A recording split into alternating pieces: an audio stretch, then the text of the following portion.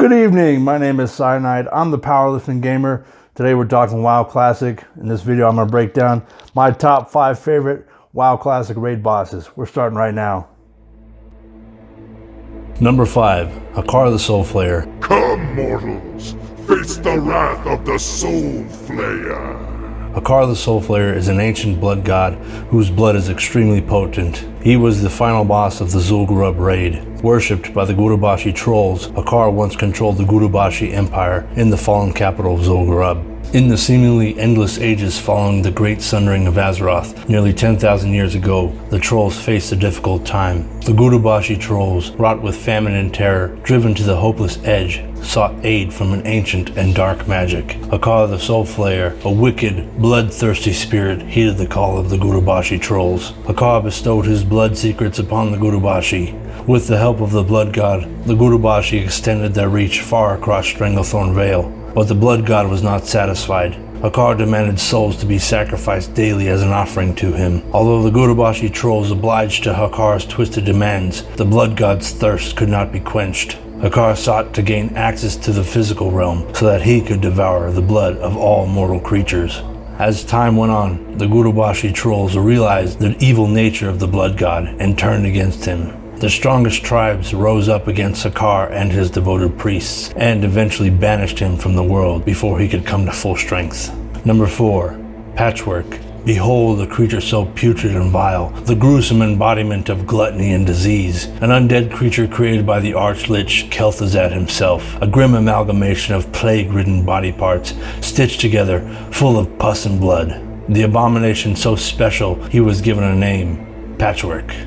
Although he was Kel'Thuzad's avatar of war, this putrid seeping bag of stitched flesh just wanted to play. Patchwerk want to play. Patchwerk was found in the construct wing of Naxxramas. Although he doesn't have any significant lore and was simply a gear check tank and spank boss, I chose him because I liked the character. He was a funny boss because he just reminded me of a giant bumbling buffoon. I picture Patchwerk's creation as a swirling cyclone of body parts, flesh and metal conjured together by the arch-lich Kel'Thuzad, who might be mentioned further down on this list if you keep watching. I like Patchwerk's gruesome yet fat and playful nature, a lovable rotting buffoon who I imagine to have the most agonizingly foul smell. Simply brings back feelings of nostalgia for me. Back to a time when I first controlled an abomination while playing Warcraft. Number 3, Onyxia. Nothing rings classic WoW to me like the iconic Onyxia. I mean, how could we forget such gems like Leroy Jenkins? Onyxia is the broodmother of the Black Dragonflight, an evil, sadistic race within the world of Azeroth. Onyxia is the daughter of Deathwing and the sister of Nefarian. Like many of the dragons of Azeroth, Onyxia and her Black Dragonflight can take human form. She took advantage of this ability to masquerade as one of the highest officials in Stormwind, taking sadistic glee in corrupting the mortal races and meddling in their political affairs, preventing the people from lending aid and support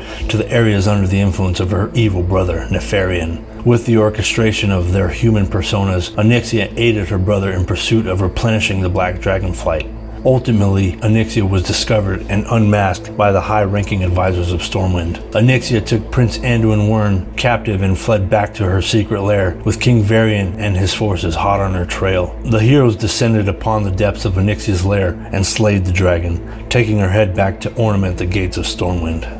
Number 2, the 4 Horsemen of Naxxramas. The 4 Horsemen are the main bosses of the military wing in Naxxramas. They are 4 powerful Death Knights who served Kel'Thuzad. Once noble paladins, the 4 Horsemen were turned to death by the Arch-Lich. Each one is a damned soul, shackled in eternal anguish. The 4 Horsemen are based off of the 4 Horsemen of the Apocalypse from the Book of Revelation, thought to symbolize the evils that bring the world to an end. Arguably, this is one of the hardest fights in classic WoW. The fight required 40 top-geared players, 8 of those needed to be tanks, and the fight required timing and coordination.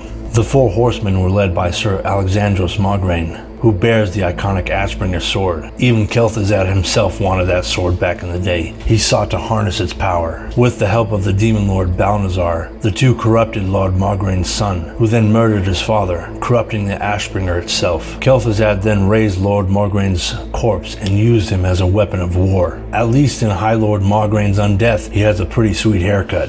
Another interesting fact about the 4 Horsemen involves the White Rider, Sir Ziliek. who was turned to the undead but was able to maintain his sanity despite Kel'thuzad's corruption. Although Sir Zeliek's body obeys the Archlich, he still has control of his mind. This could be seen as him having great spiritual fortitude and mental strength, or it could be seen as a twisted purgatory for the once devoted paladin. Flee before it's too late! I have no choice but to obey. Forgive me. Number 1. Kel'thuzad.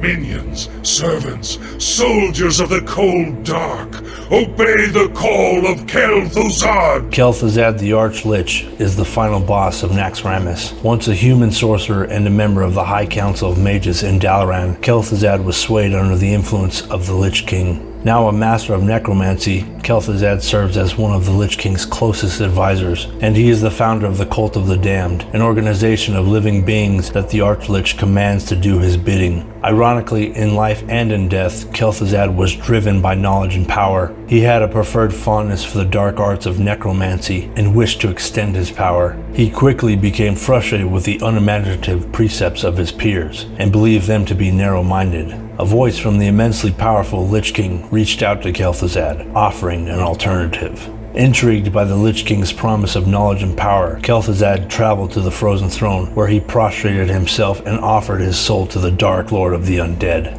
This pleased the Lich King, and Kel'thuzad would be promised immortality and power beyond belief for his obedience and loyalty. Eager for dark knowledge and power, Kel'thuzad gladly accepted his first mission: to enter the world of men and create a newfound religion, one that would worship the Lich King as a god and bend them to his will. I hope you enjoyed that video. Thanks for tuning in. If you liked the video, consider subscribing. I'll have more WoW Classic videos coming out soon. Till next time.